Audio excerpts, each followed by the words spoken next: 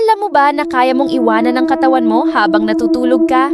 Ito ang tinatawag na astral projection. Sinasabi ng mga nakaranas nito na nakikita nila ang sarili nilang katawan na natutulog mula sa kisame.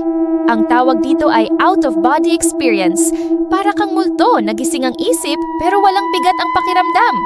Pero babala, sinasabing sa gitna ng paglalakbay mo sa astral plane, maaari kang makakita ng mga shadow entities o mga nilalang na hindi mo dapat nakikita.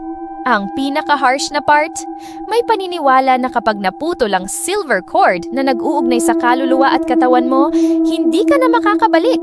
Kaya bago mo subukan ang lucid dreaming techniques, siguraduhin mong handa ang mental state mo dahil ang mundo sa labas ng ating katawan ay hindi laging pala kaibigan. Oh, may natutunan ka na naman. Ingat sa pagtulog mamaya. Follow na kay Teacher Noob para hindi ka mahuli sa mga gantong topic. Bye!